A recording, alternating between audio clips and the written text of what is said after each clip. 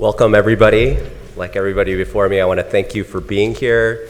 Thank you to Celeste, Ray, and Nick, and to Steve, but also to all of the patrons who made this possible. And I just particularly wanted to shout out Mary Evans, Jennifer Campbell, Elise Lyons, and Benoit, who have been working behind the scenes tirelessly to make this conference possible. So since 2014, it feels like every year we've been having centennial commemorations. Outbreak of World War I, 2017 for the 100th anniversary of the Russian Revolution, 2018 for the 100th anniversary of the armistice. So why another centennial conference? It seems like centennial conference overload. Why does 1919 deserve particular study or further discussion? So alongside the diplomatic events that Nick just laid out, I'd like you to consider some events of 1919 that sort of shape the broader context that we're talking about that have particular purchase on our current moment. So in January of 1919, the same months that diplomats gathered in Paris, radical uprisings broke out in Germany, Argentina, Ukraine, and Estonia. The political unrest continued throughout the year. You had anti-colonial activities and protests that sought to get rid of the continuing imperial presence on their soils in Korea, China, India, Egypt, Turkey, Hungary, and in Ireland, among others. Workers organized general strikes in Canada, the United States, and Scotland. Socially and culturally, revolution was also in the air. Women gained the right to vote in the United States, in Luxembourg, and the Netherlands. And culturally, you can consider 1919 the beginning of perhaps the most important and influential design movement of the 20th century, the Bauhaus Movement. African American soldiers who had returned from the war, having served in Europe, organized for more rights, and their organization in turn sparked riots, race riots throughout 38 cities in the United States, including in Chicago and Washington. Chicago was perhaps the deadliest.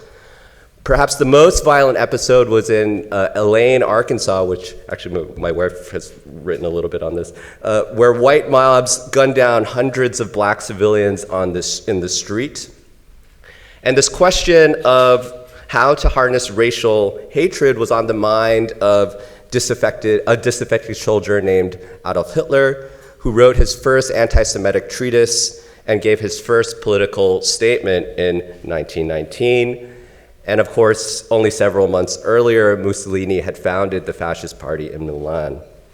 And perhaps a little bit more frivolously, to end the year in 1919, Babe Ruth was transferred or was traded to the New York Yankees for $125,000, beginning our escalating, ever outrageous sports contracts. But 1919 was also a landmark year in the field that I study, the history of Christianity or the history of global Christianity. The crisis of World War I pushed Christians to rethink their places in the world. European Christians, like other political actors, were disgusted with the overwhelming outpouring of support by Catholics and Protestants to support the march towards war in 1914. And this attempt to try to disentangle the relationship between Christianity, imperialism, and nationalism allowed Christians to envision a global community without Europe at its center. And in 1919, Pope Benedict XV, predecessor of Pope Benedict XVI, right, exhorted the church to shed its relationship to European colonialism. He asserted the universality and non-Eurocentric character of the Catholic Church, calling on bishops to ordain more indigenous clergy, treating them as equals rather than as subordinates. And we see the impact of this. These had real-world consequences. Around 1919, more than 93% of the world's Christians came from either Europe or America. Around 2/3 of these Christians were Europeans. Today, that ratio is completely flipped. At least 2/3 of the world's Christians will come from Latin America, Africa, and Asia, as the numbers of Christians in Europe continues to decline. So in 1919, thus can be seen as the beginning of the transformation of Christianity from a European religion to a religion of the global South. And I think the thread that ties together all these disparate stories is not only the crisis that the First World War had created, but a shared desire to create a new world. Across the political spectrum, people believed that the world could be remade. It needed to be remade. It had to be remade in the wake of the 4-year-long catastrophe that was the First World War.